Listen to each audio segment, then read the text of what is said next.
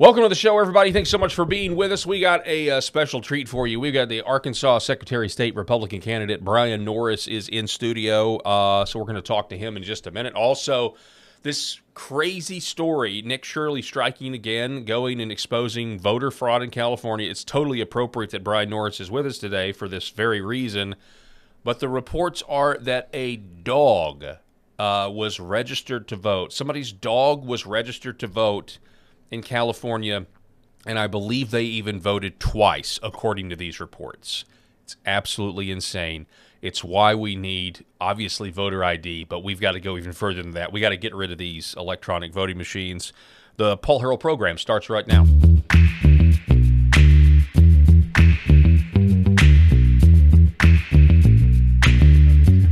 The Paul Harrell program. Yes, actually they are.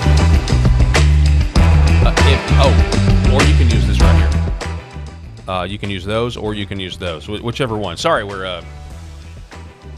Yeah, that's fine. So we got Bryan Norris with us. Welcome to the show. By the way, we want to remind everybody to like, share, subscribe to this video. Do all the things, whether it's X or Rumble or wherever you're at, Facebook. We would really appreciate it. YouTube, please subscribe to the channel if you're... We had a big day on YouTube for a channel of our size yesterday. Bryan Norris, welcome back to the studio, sir. How are man. you? It's great to be back with you. Man. I like these things, man. These are nice. Yeah, those are... feel good. Absolutely. Good quality. Those are Rob's. Rob is not with us, our co-host. Sorry about the earwax, Rob. or I guess Rob has clean ears. Yeah, I guess. They're not going to be so clean when I get done. I'm notorious for having earwax. My bad, Rob. All right, so first of all, there's been a ton of developments today that we're going to get to about Independence County. For those of you who don't know, Independence County voted to go for paper ballots. They voted to do away with the machines, and there's been a lot of shenanigans with that. First county in America. That's a big deal. That's a big deal.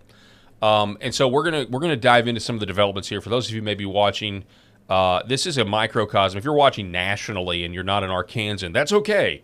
This is a microcosm of what's going on. This resistance, this allergy to not wanting to get rid of the voting machines is something that you would find all over the country in what you would think are red states, which we are a red state, and yet there's this pushback against giving the people what they want, and I truly believe a pushback against securing our elections.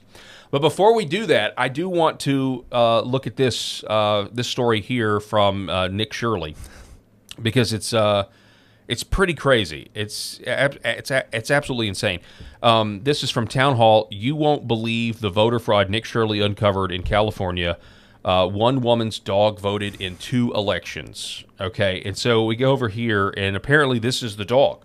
I mean, according to Nick Shirley's X account, he says this dog successfully registered to vote in California, and you still don't think voter ID is a good idea. Voted in 2 elections before getting caught. So I guess we could say ruh-roh. Nice. Boom. So, I mean, have you seen the story? No, it's the first time. I saw the text on the screen when I came in, and I was like, wow, you don't see that every day. Well, I thought it was a perfect story, to kind of lead in because, I mean, obviously it's not just – we got a lot of problems. I mean, the idea that you're just going to say, hey, 2020 was the most fair and secure election, that's totally been debunked at this point. Yeah. It's insane. Well, I'm getting a pattern that everything they say from the top, the opposite is true. It seems to be the case, right? COVID. Yep. Now we know that was bullcrap. Masks. The reason why you had to wear a mask. The mask didn't even work. They did absolutely nothing. The vaccine was not a vaccine apparently now as well. It was not effective to the virus at all. In fact, it looks like it's causing more harm. 100% it is. And especially to young children, which they told us it absolutely was not doing. And just all the Epstein stuff. Everything coming out about that and what they were saying for the longest time about nothing there, it's a nothing burger, all that good stuff. Well, let's park right there for a second. Let's talk about that. Yeah, we're told no co-conspirators, or we were told that, but now we're reading these emails. I mean, the stuff that I've read has turned my stomach. It's absolutely insane. All of the stuff about pizza or jerky, grape soda, the stuff we were told. Obviously, it's code, right? It's pretty scary, man. Yeah, it is. There's cannibalism that's obvious in these emails, and it's also satanic and ritualistic. Everything. What else could you describe it as? So the conspiracy theorists were once again right. And these are our leaders, and they're not being held accountable. There's this, it's all fake. It's controlled opposition to, make people think they're getting accountability when they're really not. Absolutely. On a multitude of factors, right? And to me, the electronic voting machine issue is kind of paramount, because why do our senior elected officials no longer fear the ballot box? Like, why would Tom Cotton vote over and over and over again for the omnibus, which has a 90-something% disapproval? Why would a legislature that actually feared the ballot box continuously vote for something that has in the high 90s disapproval rating? Well, maybe it's because they don't fear the ballot box. I mean, I don't know what else to draw from it. Wow. And you've got the majority of Americans saying we don't want to be involved in foreign wars, but we vote for it. What is it, the Patriot Act? The majority of Americans, vast majority of Americans, said we don't want the Patriot Act. Well, we got it, and we got it, improved upon. And all these things, maybe it's because they don't fear the ballot box. I think there's enough evidence there to say that they can manipulate the media. Well, the DNI, I won't say it. DNI Tulsi Gabbard said it. That's exactly right. But and if you also think about the Republican primaries, because we can look at 2020 and we all saw what happened. We've seen the evidence. There's a reason that that they took Fulton County's voting machines. Go ahead. I learned something pretty wild the other night in Izard County when I was getting ready to speak. The election commissioner there got up and spoke, and he said he was detailing out their setup for the for the upcoming election. And he said all of our machines are on the VPN virtual private network, and everything's working. And it's going. And I stopped and I said, they tell us that our machines are not capable of being on the internet in Arkansas. How can you be on a virtual private network if the machine itself is not capable of connecting to a network? Because if you can connect to a VPN, you can connect to any network. And then when you realize that they are connecting to a network, according to this individual, but then all of the machines in Arkansas are operating on Windows 10 software, which, if you did not know, ended life service in October 2025. So that means no more security patches, no more upgrades, no more service, because they ended the service agreement. So they're more vulnerable now than ever. 5 months, people have figured out how to get into a Windows 10 machine if they wanted to, and there's been no patches. So once they figured out something works. That's insane. What I was saying was, we know what happened in 2020, but people really haven't dived in. I haven't heard a lot of people talk about how these primaries are also going to benefit from a potential rigged electronic voting in machine. Arkansas, that is the election. Yeah, we're a solid red state. That's exactly right. And so, but kind of tied into what I was saying with the Epstein thing, the whole question behind Epstein, or it's really more of an answer. We've wondered, to your point, why do they vote? They don't fear the ballot box. We've wondered for a long time how somebody can run for the Republican Party platform, which, if you just break it down, it's generally positive. It's generally very popular among voters. Mm-hmm. They run on it. This is what I'm going to do. They go to D.C., for example, or in a lot of cases, Little Rock, and then they come back to their constituents with excuses as to why this can't be done. And we were like, what is going on? What is happening? And there's a few simple there's simple answers to it. One of those simple answers was, well, everybody they meet when they get to Washington, D.C. is asking them to do the opposite. Yep. And so there's a moral character issue there, or there's a, can you withstand that type of... That pressure is real. And that's a legitimate point. But there's some of these other issues. It's like, what's going on? Well, Epstein, blackmail, or D.C., or blackmail being the currency of Washington, D.C., goes a lot further to answer that question as to why there's this disconnect, okay? And if it is running on blackmail, then you would know that they would get involved with the rhinos in the primaries, because they've already, and this is just, I'm just speaking hypothetically here, because I'm not talking about anybody specific, but if you've got blackmail on some rhino senator, right, you're going to want that. You don't want to have to make more work for yourself and go get blackmail on the conservative that's challenging him if he gets in office. Yep. So, this is, and by the way, if there's anybody out there that's like, well, that sounds like a conspiracy theory, well, just wait 6 months, because it'll be proven true. So. You have to wonder. You absolutely have to wonder. But then you also have the adage in the state of Arkansas, after the citizens go through and vote and approve something, a quorum court comes in and says, no, I'm not going to do that. So let's talk about that. You're talking about Independence County. Yep. It was, like I said, the first county to vote for paper ballots, get rid of the machines, and then their quorum court overruled them this past December. Yep, December the 11th. So I've had so many people breaking down to me, and it's very frustrating. It hits me hard they're like, Bryan, what's the point in voting anymore? I mean, you convinced me to sign the petition. You convinced me to vote for it, and you said we were going to change things and give power back to the people, and I believed you and I followed you.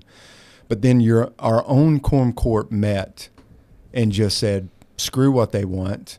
We're going to do machines whether they like it or not. And what can I say to them, honestly? I mean, they have a valid point.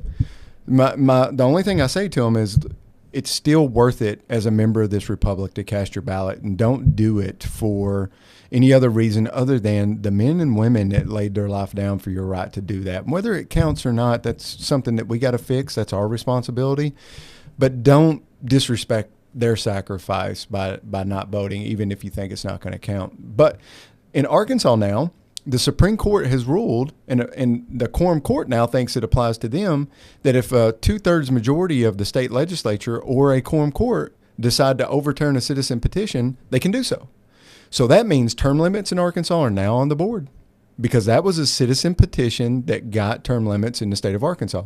So now in a supermajority legislature in Arkansas, if they get together and meet and by a supermajority decide to do away with that petition, they can do so because they did it retroactively to us.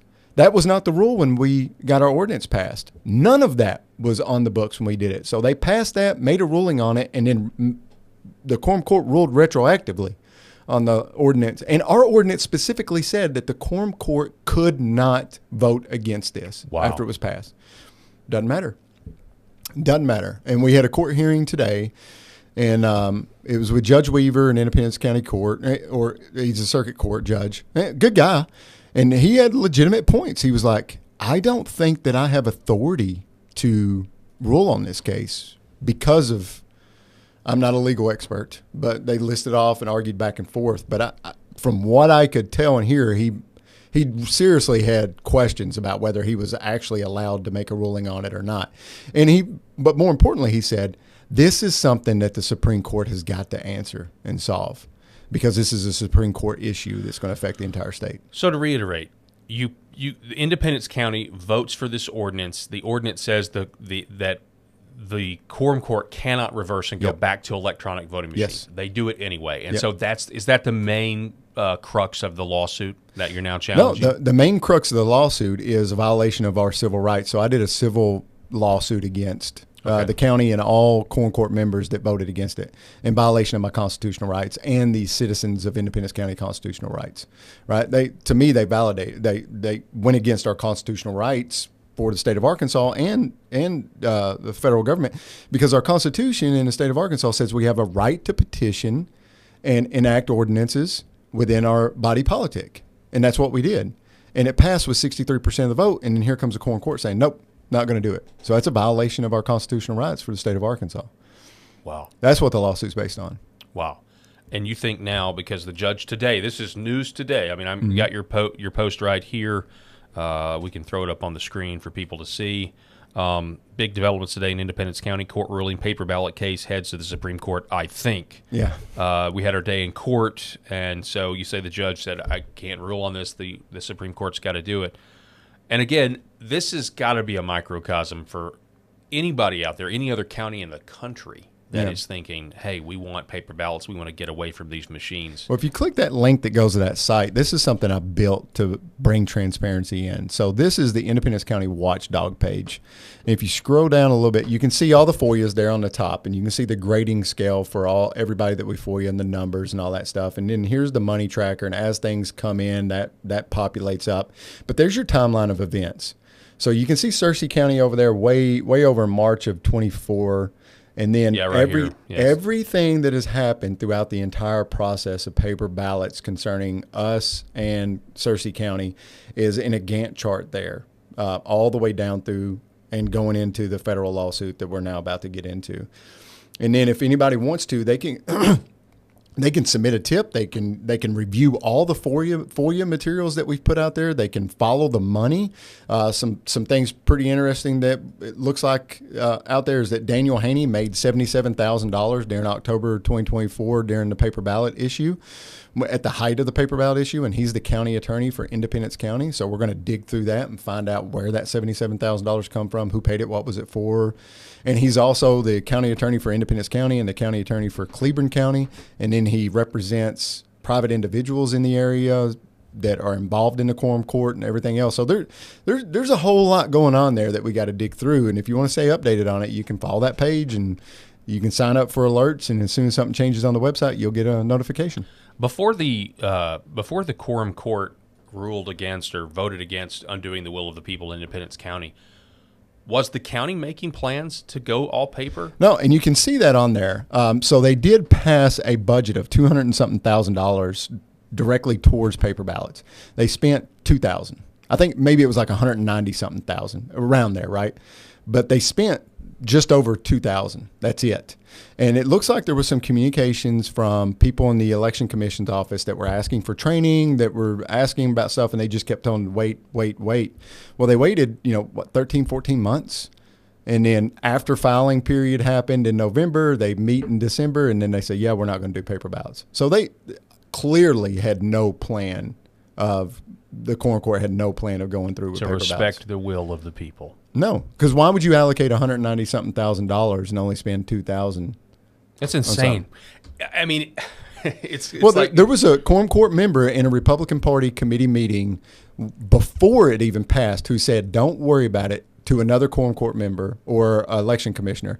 Don't worry about it. If it passes, we'll just overturn it. Do you think these people, why do you think they, is it one of these situations where we've been addicted to technology so long that we just no longer know how to do paper ballots? Well, that's not true. Or is it corruption? Or is it, or what is it? What do you think it is that they decided to do this? It's all of it. One, you can't say that it's easier to use machines than paper ballots, because Pulaski County uses paper ballots on election day, and their stated reason is it's too expensive to have machines in all the polling locations. So you can't say it's cheaper when you say you can't afford to put it in all the locations, right? Your point. And Searcy County proved that it's cheaper, so that you lost that argument there. But they do say it is more labor intensive. What it is, you got to count ballots, but I don't care. Things are hard because they're worth it. And I'm sorry, but my vote is worth a little bit of effort and being treated. Literally, we're picking our leaders exactly that are making our laws. We're picking our rulers. So exactly. That needs to be work. It's like the Senate that doesn't want to do the standing filibuster anymore up there because it may take more work. And it's like, what do you got? Yeah, doing your job might be hard sometimes. And there was a big part of it too that it's personal to them. Like, they don't like me. They don't like the fact that I did the paper ballot thing. They don't, whatever reason, they don't like me. So there is a personal issue with it there, which is, to me, it's unfortunate because this is a professional thing. This is not a personal thing. The people, 63% said they wanted this. Regardless of your feelings about me, I was just a vehicle that helped 63% of the people get what they wanted, which is what you're supposed to be doing as the representative. Are you representing us or are you ruling us? To me, it looks like you're ruling us, because it doesn't matter how many people say they want to do something. You're just going to do whatever you want to do. So there's a little bit of that. But they've also bought and sold a bill of goods from the AAC, the Arkansas Association of Counties, and ES&S. And we'll unpack ES&S. Don't let me forget that in a minute. And they tell them everything about the machines, and they make all these arguments, and they do all this stuff for it. And these people at the counties absolutely believe them, and they want to believe them because it is easier for them. It is easier. Machines make things easier for people to do. So I got that. But all of the vulnerabilities that we have that we can now prove and point to and show, and you're connected to a network, and you have outdated OS software with no security patches, and we're not allowed to see the source code. We don't have a chain of custody on the thumb drive that's transmitting all the data between all these machines. Like, you gotta start unpacking this, and there's a lot of questions that never get answered, and we can't get them answered because the Supreme Court has said that it's a private company and all that is proprietary knowledge. That private company is ES&S. It'd be very interesting for you to go and find out when ES&S got started in the state of Arkansas. When they got started, the Secretary of State at that time. And what is ES&S? It's the voting machine company that we use in Arkansas. I don't know what ES&S stands for off the top of my head. But during this time, ES&S was $11 million more than the lowest bidder. But yet Arkansas went with them anyway. And if you know Arkansas law statute, you have to have a very good, compelling reason to go with a higher bidder, right? So they did that. And because of that controversy, the Secretary of the State at that time, I can't remember his name, he stepped down, and then he went to work for ES&S. And ES&S has consistently been one of the highest bidders for these voting machines, but yet they always get the contracts, exclusive contracts in the state of Arkansas. Now, if you read the duties and responsibilities of the Secretary of State, the Secretary of State is responsible for providing a list of certified methods in which counties can choose from to conduct their elections at their level. So that means if ES&S meets the standard, they can certify it. If Dominion meets the standard or a paper ballot method is the standard, the Secretary of State just certifies those methods. And then the counties are supposed to be able to choose what they want. But in Arkansas, they don't allow that. They only certify one. That's it. Now, we're allowed to do paper ballots because they are a certified method, but they take away state funding from you if you do it like they did with Searcy County. And then you see what they did to Independence County, and they've done a whole bunch of stuff with Sharp County, Cleburne County, and other counties. Did you already tell me how much money is at stake here, this contract with ES&S? Do we know? The first contract was $29 million. And it's been like for renewals and all that stuff, it's different because the end of life per county is a little bit different, so it's not a statewide purchase each time. But usually about every 2 years, it's anywhere between $15 to $20 million. I mean, when you think about it, that's not a ton of money. No. Right? It's not a ton of money. What are we... That raises more questions in my mind than answers. Because for the life of me, Brian, and I've said this before, looking at what... Well, that's just to purchase the equipment. The real money is on the maintenance contracts and the services and all that stuff. Now, I don't have those figures. I can get them to you. Yeah. But that's where the real money is. Well, what I'm trying to say is there is no... if you're older, forgive me for assuming that you have a lack of imagination. I'm trying to give maybe the older generation a little bit of benefit of the doubt. I don't think this is true for all of them, but it's possible that there's a lack of an imagination and people just don't understand how dangerous the technology that we have is, and that we have the technology to enslave ourselves. Mm-hmm. We just do. It is there. The stuff I'm reading about, I talked to a guy the other day off record about artificial intelligence, and I'll just say it just sent a chill down my spine what I was hearing. It's going to get wild. It is absolutely nuts. Do you think a part of it is that they don't want to admit that they were wrong? Yeah, I mean, I think that is part of it. I think there is very much, even among people on the so-called right in Arkansas, that still don't believe the 2020 election was stolen. There's a hubris. Mm-hmm. There's an arrogance there, and especially I think if you are in that apparatus at the county level and you're working the machines, nobody wants to admit that they were duped or that they were part of a system that is comfortable with zero accountability. Yeah. And yet that's what we have. I'm sorry, man. When you've got sitting senators saying that there's 4 current senators in D.C. that should not be there, they are fraudulently there because of these machines, what are we doing about it? Tommy Tuberville said that. Yes, he did. He said I believe he said there was at least 4, maybe 12. Yeah. If I'm quoting him correctly. No, don't hold me to task. No, I mean, but you're right. He did. A sitting U.S. senator said, and he specifically was referencing Venezuela and the software that's run into that. Have you read Stolen Elections yet? No. That whole process, it's worth the read. It was probably one of the longest books it took me to get through because I was just so angry reading it. And it fits, right? It's one of those things when you start to hear truth and you freaking know it's true because it just makes complete logical sense and everything starts falling into place. It was one of the best circumstances to include the hanging chads of Florida and how that came to be. That was the electronic voting machine companies who bought Sequoia in California, which manufactured the paper that went to Florida for the hanging chads, and they purposely made the paper thicker to create the crisis in Florida for the hanging chads and to point to and say, machines won't do that. And this is concerning which election? Back in when Bush. This is Bush Gore. Bush Gore. Where Florida. Uh-huh. Yeah. Okay. Yeah, I remember that. And this Florida. That was a manufactured crisis. Yeah, because then the Florida Supreme Court had the final say, and the electoral votes went to Bush. Yep. Incredible stuff. This is the other thing. I know there's also a lot of people my age and your age, in the government as well, like working in the administration or the Sanders administration. It's like, guys, come on. You guys use technology every day.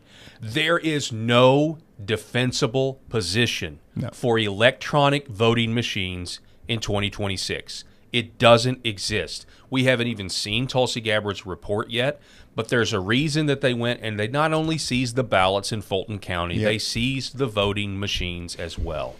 There is no, and I don't, honestly, this is a national security issue. Oh yeah. If you were to tell me that there has not been any fraud at all with the electronic voting machines, I would still, and if that were a fact, I would still say we've got to get rid of them at this point. If you really take a careful look at technology and where it's going, it makes no sense to trust machines. We have to get back to people with souls who are counting our ballots. That yes, they can still steal them, but you have a much shorter trek, if you will, to hold somebody accountable if they're going to try to steal an election with paper ballots. There's ballots. lots of things we can do around security with paper ballots to where we can mitigate those risks way better than we can with machines. That's the problem with machines. We don't know, and we're never going to know. We can't prove it, and we can't disprove it either, the way that the machines are engineered and designed. And especially with the VPN, they have a central machine network, and if it's on a VPN, where is that machine? Who's using that machine? What's going into that machine, and what is it changing? We'll never know that. That's the way a virtual private network works. It allows you to address issues on other machines without physically going to that machine, right? So that means that you can change stuff on a machine from another machine, right? Which is the problem. With paper ballots, one, they always be under video camera, like Searcy County did. No one could walk away from that election in Searcy County and say that there was an issue, because every count and the ballots the entire time were under video camera, and it was kept the entire time. So you could see people walk in, you could see them go and vote. You couldn't see how they were voting or anything like that, but you would see the single ballot come out and go into the box. And then you would see them open the boxes up later on election day and then count, 3 people at a table under a video camera. You could go outside in the lobby and look at television screens that they had set up out there and see every single ballot being counted through the entire process. To me, that's what we deserve. We deserve all of that transparency. And there's no reason why we can't do it. If we can spend $29 million on electronic voting machines, we can spend a couple $1 million on some GoPro cameras and TVs. It would be very easy. It's child's play. It's so easy. And with a physical ballot, you can also audit voter intent. You cannot audit voter intent the way that our machines are done in Arkansas, because it prints a ballot out and it reads a barcode. How can you read voter intent on a barcode? You can't. But when they physically mark it, even if they make a mistake, you can kind of see their intention. Yeah. Right. All right, we're going to take a quick break. We got a 2.5 minute break. So we're going to be right back with the Arkansas Secretary of State candidate, Republican Bryan Norris. And don't go anywhere. We'll be back here in just a moment. Behind every precious life, there was a choice.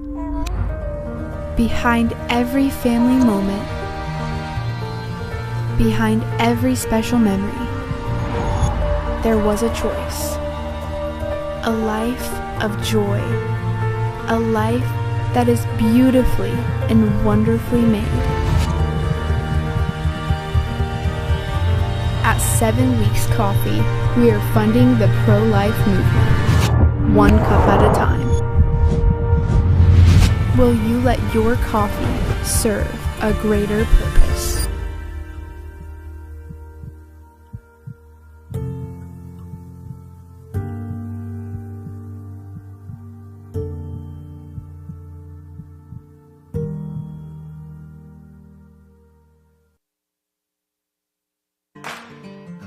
I'm Bryan Norris, retired Army First Sergeant, husband to Kelly, father of 3 amazing girls, and a lifelong Arkansan who puts faith, family, and fair elections first.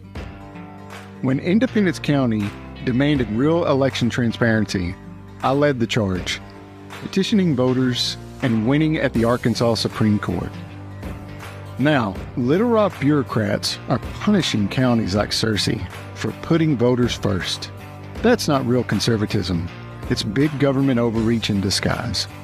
That's why Trump allies like General Michael Flynn, Mike Lindell, Justice Michael Gableman, Colonel Conrad Reynolds, Senator Wendy Rogers, and Senator Mark Fincham back me. Together, we'll secure Arkansas's elections and inspire the nation.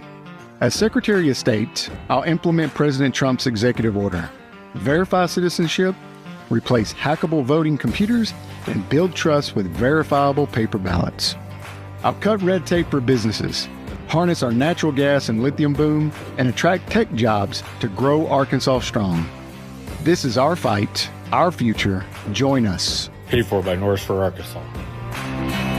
All right, folks, welcome back to the show. And if you're just joining us, that we have in studio with us right now, we've got Bryan Norris. He's still with us. Hey, thank you so much for making the trip. I know you've been very busy because we are now in the crunch time, right? We are in the primaries in Arkansas are the general election essentially because you have a Republican primary opponent for this position. You're obviously outspoken. Now, it's funny because both you and your opponent are all about the messaging about election integrity. I've noticed in a Venn diagram now there's some crossover. Yeah. But I would say that maybe the definition of election integrity means different things to different people at this point, right? Doesn't it? We just basically talked about that. Yeah. Well, my two opponents say that they're perfectly happy with the way that elections are done in Arkansas right now, despite overwhelming majority of Arkansans wanting to move away from electronic voting machines. So how is the campaign going, by the way? I think it's mine to lose at this point. The response has been overwhelming across the state. I'm very fortunate to how I approached this campaign with building a ground effort from an organization from the beginning.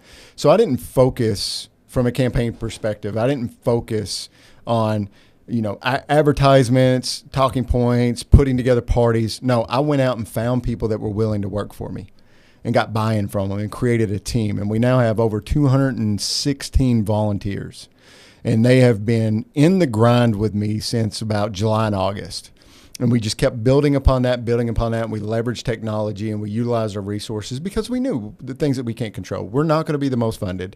The establishment's not going to support us. We're probably don't have statewide name ID like maybe Senator Kim Hammer does or whatever. But what we can control is my work ethic and my ability to plan and my use of technology and equal the playing field as much as we can. And then just allow the voters to choose, right? Give me an opportunity to earn it from them, get in front of as many people as possible. I've driven now close to 38,000 miles across the state of Arkansas.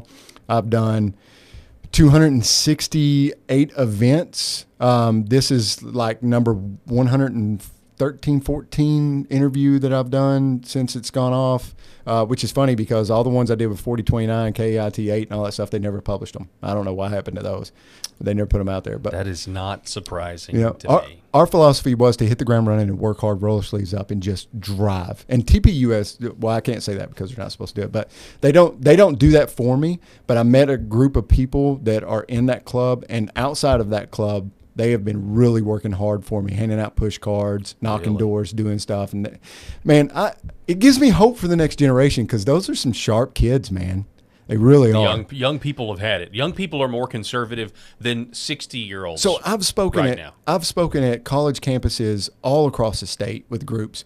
None of them want machines because they grew up with them. Mm-hmm. They know their capabilities and weaknesses, and they interact with them on a daily basis. Yeah, so to young people, like I said, to young people, it's an indefensible proposition. It is insane to continue to. It is. That's that's the words they use. It's funny you said that. Well, it's just nuts to me. I that's why.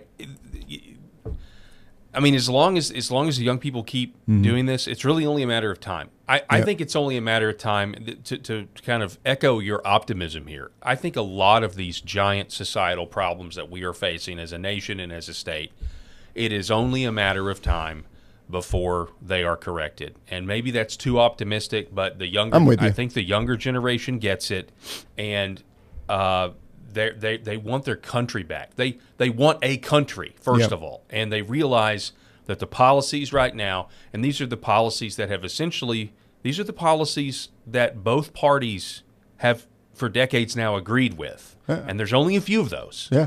They've destroyed our country. Absolutely. We're not. I'm probably not going to have Social Security. My kids are not going to have Social Security.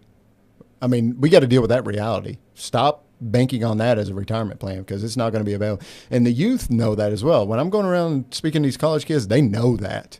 And they're upset about it. You know, that was a promise that was made, and this generation has robbed it of them. It's going to be gone. And a lot of the other social network services out there, it's unsustainable what we're doing. And now they're in a situation to where they cannot afford the American dream because they can't afford a house. For most young people across this nation, and even in the state of Arkansas, the ability to own a home is out of reach. Mm-hmm. It's completely out of reach. And it's because of a multitude of factors that we're not addressing, and we're just pretending it doesn't exist. And it's only going to get worse until we say, you know what, we got a problem. We need to face it. We need to fix it. Yeah, I was watching this clip this morning, as a matter of fact, from somebody on TikTok or whatever, and they were chastising Dave Ramsey, talk radio host Dave Ramsey, who's all about, financial freedom and getting out of debt. And by the way, getting out of debt is great. But he called it the bootstrap segment because from the older generation, a lot of these young kids are hearing, well, I did it when I was your age. Yeah. I worked and paid my way through college. Mm-hmm. Well, so this guy said, well, Dave Ramsey went to the school at the University of Tennessee. When he was in school, tuition was $165 a semester or something insane. Yeah. And the minimum wage was like $2.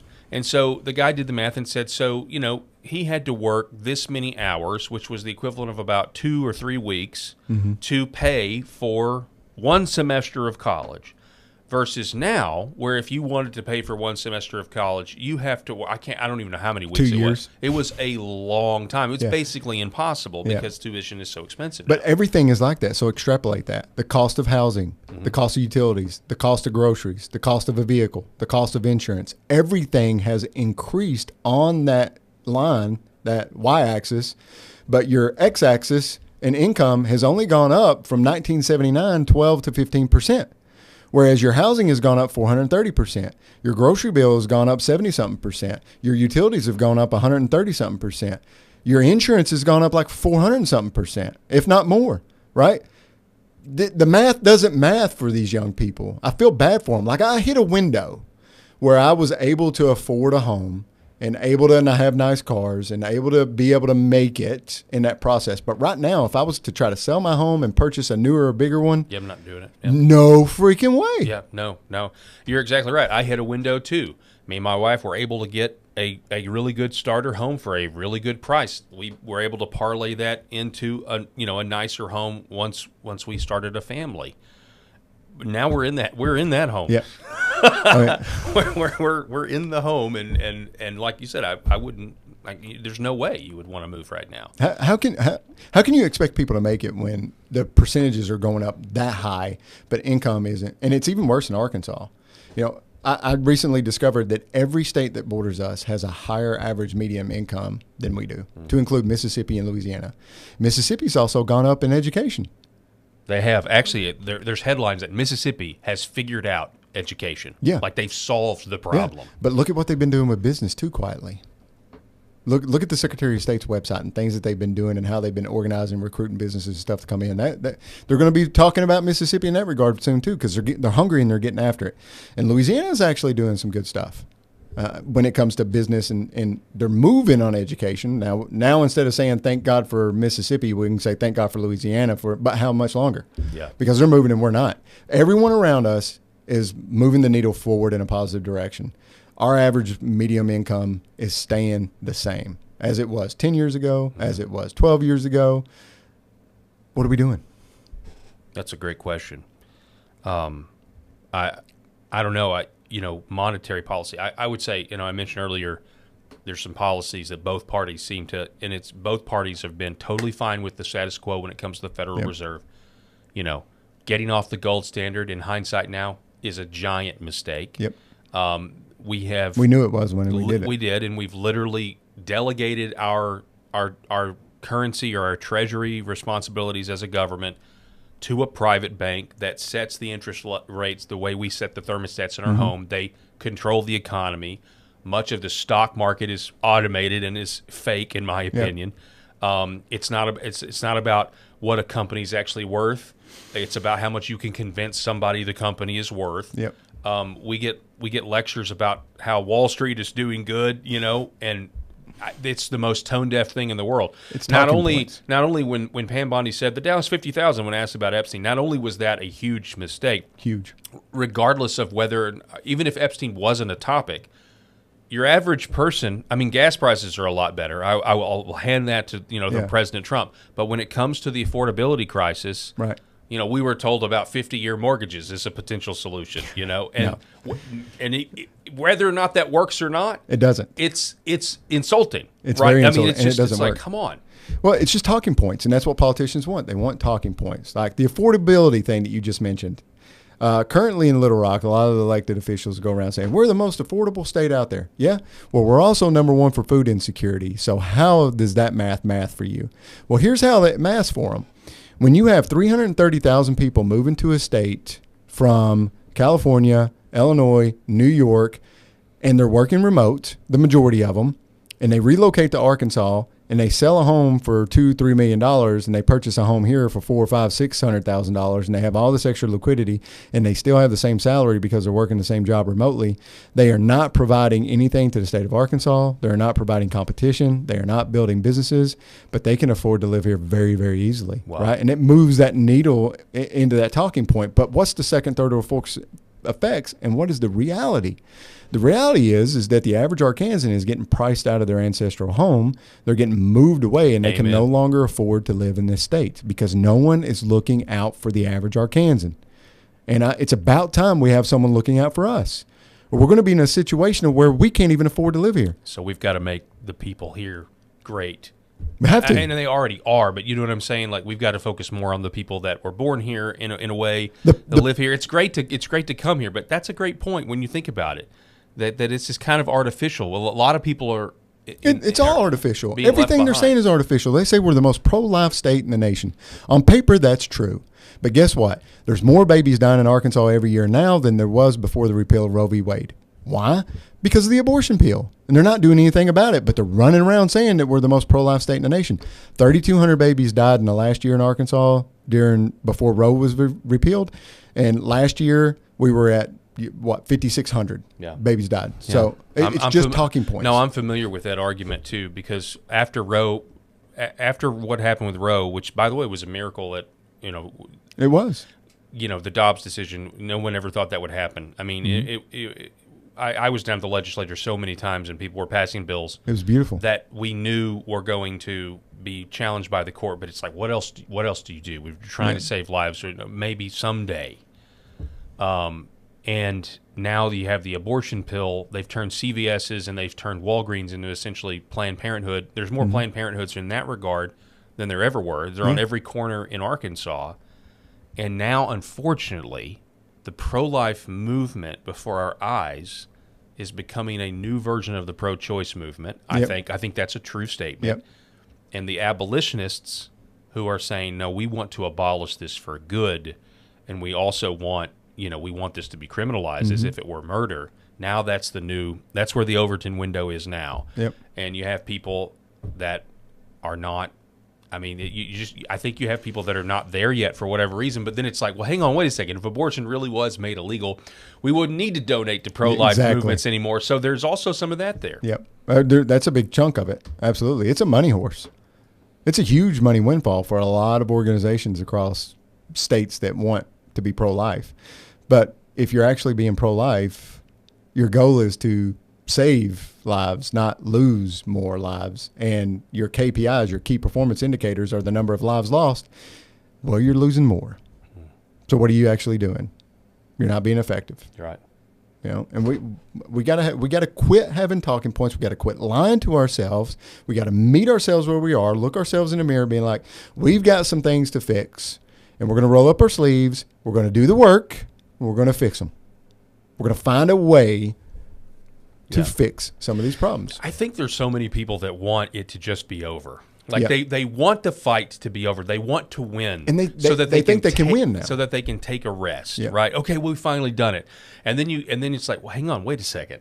Is it really what they say? And there are some good things. There are some positive things. Obviously, I mean, Arkansas used to be a blue state, and it used to be full of a bunch of people that actually openly proclaim, politicians that, hey, I'm for abortion, right? Or I'm in no way pro-life. So we're not not where we were, but there's still so much more to do. Yeah. There's a long way to go. But to the younger generation, they're more pro-life. They are. They are adamantly more pro-life, and they don't consume alcohol. And yeah, that's plummeting. Alcohol manufacturers are kind of freaking out right now because it's a cool young thing, people man. aren't drinking.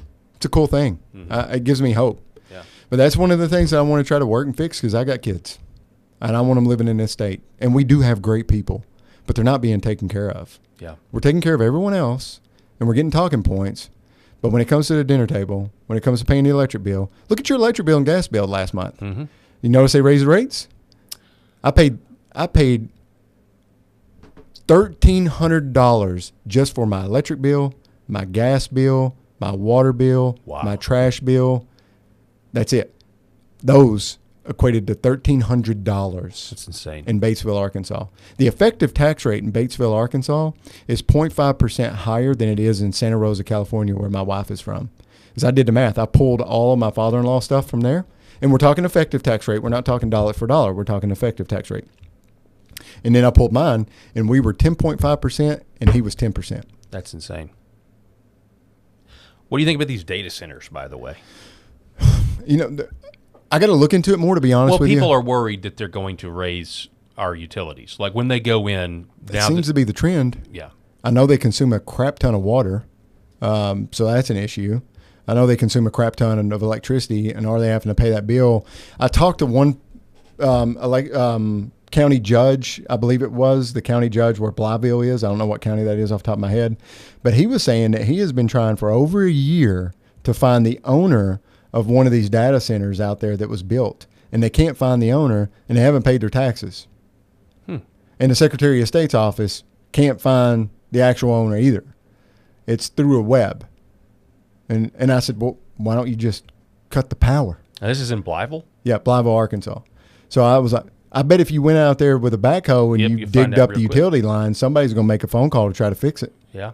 And then now you know. Well, that was Elon Musk's solution when he got in there. Of course, they kicked him out, but he was like, let's just not pay what we owe, and we'll find out who calls us demanding the money, and if they call us, we'll know it's legitimate. But if they don't call us, then it was probably a scam. It's a legit approach.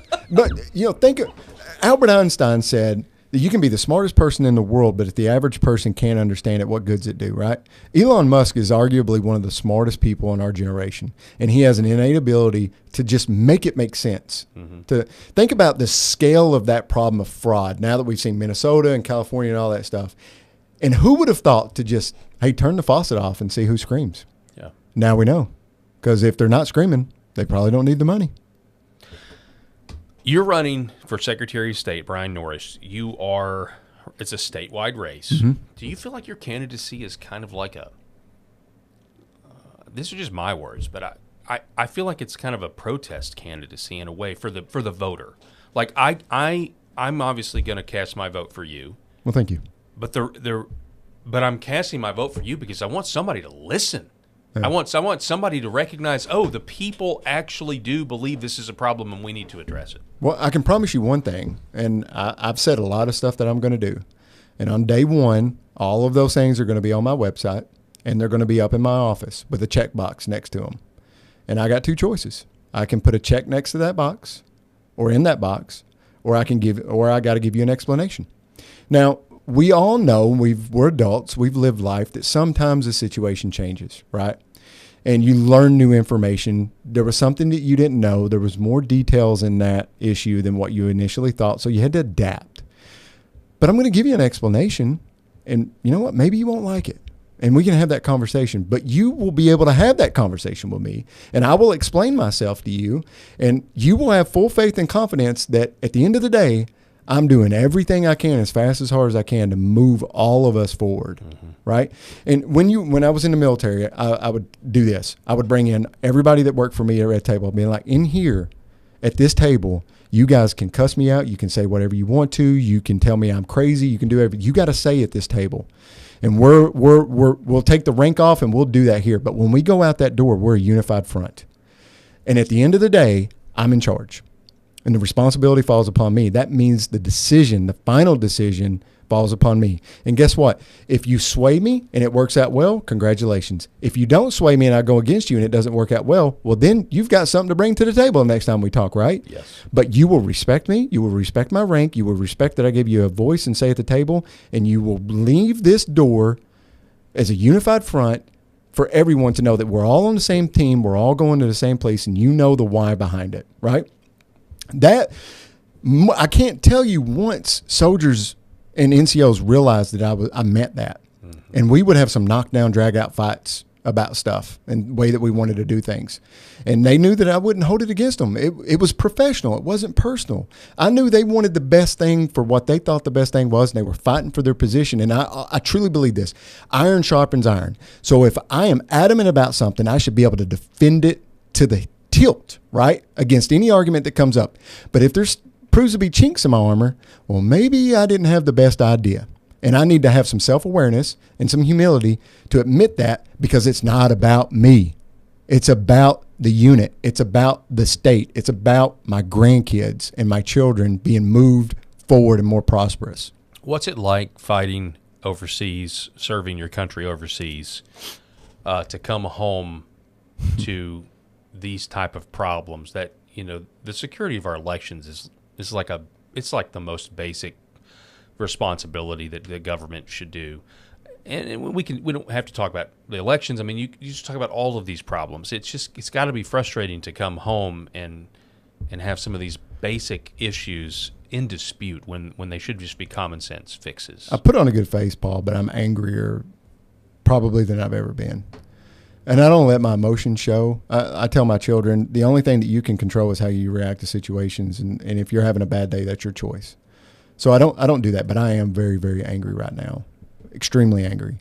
And it's personal to me. 15 years ago this August, and this will be the only second time publicly I've told this story, but 15 years ago this coming August, I laid my best friend in the ground in Chattanooga, Tennessee. And he was probably one of the best human beings I ever met. Ever. And I've watched his children grow up without him, and his children are now having grandbabies, and he will never get to meet them. And he loved this country, and he gave his beautiful life, all of his tomorrows, for this republic. And it was personal to me. And I'm not going to meet him at St. Peter's gates and say, I let the republic slide and didn't honor your sacrifice and laid you in the ground, knowing that when I came home, it wasn't what we thought it was, and I didn't try everything I could to fix it. So I'm going to control what I can control and fix what I can fix. And when I get to meet my buddy, he's going to shake my hand and say, you did what you could. And that's what I'm going to do. That's what I can control, Paul. No, I appreciate you sharing that story with us. Can you just briefly, when you were overseas, how many tours? What are we talking? Can you just give us your combat tours? 2, maybe 3, you could say. I mean, I was a disc jockey on one of them, so I don't know if I'd equate that to a combat tour. Even like an actual disc jockey? No, a radio jockey. Okay. Sitting in a command tent. Good morning, Vietnam. I did do that sometimes on a loudspeaker. You don't put a guy like me on radio duty for very long. It'll get interesting. But and a couple more overseas where I was like in administration roles and was very distant from any fighting, so I don't consider those like combat deployment. But I got 2 real solid combat deployments. Yeah, went out and did stuff. Yeah. Wow. Yeah. Well, and honestly, the hardest one was the radio duty, because you hear about all the problems, and you hear it in their voices, and you see it on the drone feed. And there's nothing physically you can do. I mean, you can try to get air support in, but in Afghanistan where I was at, weather comes in so much in those mountains that you can't get them close air support, because the pilots can't see, and it's too dangerous for them to fly through the mountains. So you got to tell them they're on their own. Mm-hmm. And the nearest, when they have troops in contact, and the nearest force that can get to them is 5 hours away by vehicle driving, and you can't get them air support, and the drones can't see through the cloud cover, and the Air Force can't see through the cloud cover, so they can't provide them any real close air support. Wow. And there's no artillery nearby to do firing for them, because of the way that the mountains and stuff are at that time. We didn't have overlapping layers of fire from artillery to be able to help and engage. You're on your own, boys. Wow. That's got to be insane. Sucks. Like, very frustrating. Sucks. Yeah. Happened You're a just lot. kind of listening to the bureaucracy in a way. I mean, would you describe it as that? Maybe maybe not. Not during that. I mean, the Army definitely has its bureaucracy, but not stuff like that. I mean, it's out of your control. You can't control it. Out of your control. Right. The craziest thing that I ever witnessed, though, was when we took over Afghanistan on my second deployment was when the Corndall Valley happened. That crazy fight. They made Restrepo, the movie about it. Okay. We were doing our left seat, right seat ride. So we weren't in charge. We didn't have guys there, but we were replacing the unit that had the people there. And I witnessed that happening on drones and the radio and artillery. And it was that similar. It was that story, but on steroids. They were alone. They had no ability to get. In fact, I believe there was 2 helicopters that went down trying to get to them through the weather and stuff, and then they ended up having an accident. I don't think the pilots or anything died, but they did lose the aircraft, right? And they tried everything they could to get in there to help them, but it is what it is. I mean, the enemy always gets a vote. They're not stupid. They know the terrain. They know the weather better than we do, and they will pick when they fight, and they will do it around those circumstances because they know our strengths. They know what we bring to the table. I mean, they're not stupid people. They've been fighting for a very long time. But watching that and seeing how that all played out, it was just one of the most heart-wrenching things in my life. And you see all the valor that takes place and the people just sacrificing their body for something other than themselves. Yes. And then to come home to a quorum court that's just going to say, no, not playing that game. Not to just come home to a quorum court that says, no, we're not playing that game. Coming home to a quorum court that deliberately never had any intention of executing the will of the people like we just covered. Yeah. They never were going to allow it to happen. They always knew the people voted, we want this, and they always knew. I will fix this problem. Yeah. I will. You mean when you're elected, you will fix this I'm going to fix it before whether I'm elected or not. I will never let this go. This will get remedied. And the people of Independence County will have what they want. Come hell or high water. You know what you remind me of? You remind me of that story in some town in Tennessee, post World War II. All the veterans get Athens, home. the Battle of Athens. At the Battle of Athens. Yeah. Let's hope it doesn't come to that. But no. Obviously, let's hope it doesn't come to that. But the Battle of Athens, a story where while the soldiers were away, they come home, their whole town's corrupt, and I want to know why. I want members of the quorum court to look me in my face and have a conversation with me and just explain why you chose that action. I do. I deserve that. The people of Independence County deserve that. Yeah, an honest answer, and I would even accept an answer of Little Rock's giving us all the pressure. The associative counties. I think you're wrong, and these outside forces are wanting to govern the county. Mm-hmm. I would accept an offensive answer, even if it were honest. Yeah, and that is the honest answer. Through the FOIAs and stuff, we learned that the AAC is deliberately dictating to these counties' attorneys and county clerks on how to navigate this paper ballot issue. They directed them on how to declare our ballot title insufficient. So it wasn't our county in that regard, and it's probably not our county now, but I don't care. You're the elected official, not a 501c3 organization. That's a problem. Why isn't the legislature looking at them? They get 1% of tax revenue from every county, and then they're using our tax dollars to work against the will of the people in these counties. Why is no one looking at them and doing anything to them about that? No, they're just silencing us. And you think what's going on behind the scenes. You just think, veiled threats. No, I've seen them. I've read the emails. It's not veiled threats. Yeah. So Cleburne County and Searcy County were directly told, if you move to paper ballots, we will not write grants for you. You will not get road grants. You will not get bridge grants. We will not support you in any way. But we're still going to take our 1% every year from your tax revenue. And they followed through with that in Searcy County. Cleburne County said, you know what? Their quorum court passed to go to paper ballots. And then the AAC came in and made the same ultimatum to them, and they said, we're going to go back to machines. We're not going to play that game. Over 1%. Over 1%. Why are we giving 1% to an organization that's circumventing the will of the people? And you're saying it's a 501c3? To my knowledge, they are a 501c3 organization. So it's not a state, it's not an official, no. and yet they have this relationship with all the counties. Yes. Their motto is 75 counties, one voice.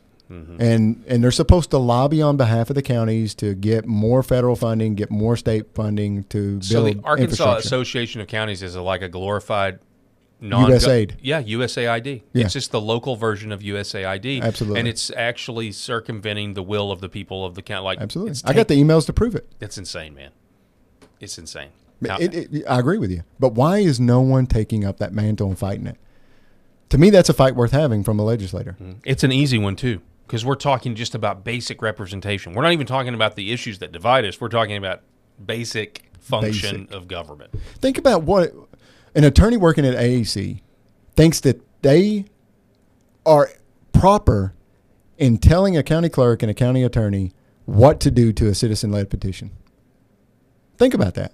They think that that's okay. And no issue whatsoever. And another part of this that I've learned is a lot of these attorneys and public officials will use Gmail because it's a lot more difficult to FOIA Gmail. Yes, it is. And they'll also use their private phone, sending text messages and all that stuff. Now, you're supposed to be able to have access to that. They do it. But that relies on them being honest and giving it to you. And when you're not operating on a official government server, it's very difficult for you to subpoena, get that device, image it, pull that data. It's expensive to be able to do that unless they give you the passcodes and all that stuff. So there's a layer of protection why else would you be using your personal device to conduct official business on? Why would you need to use a Gmail? But yet every county attorney and the AAC uses Gmail. Yeah. You know, I've often wondered if people don't use the same Gmail in some instances to and not send. Just go in and type a draft and then give the guy and then there's no record of that at all. Absolutely. If you don't want it to be. I think that's I think there's some people in D.C. that are going to get caught or maybe have already been caught doing something like that. But anyway, Bryan Norris, we're out of time, but I want to give you the last word. This is probably the last time we're going to have you on before the election. Early voting started yesterday, and so now things are going to take off, and they're going to really speed up in the next 2 weeks.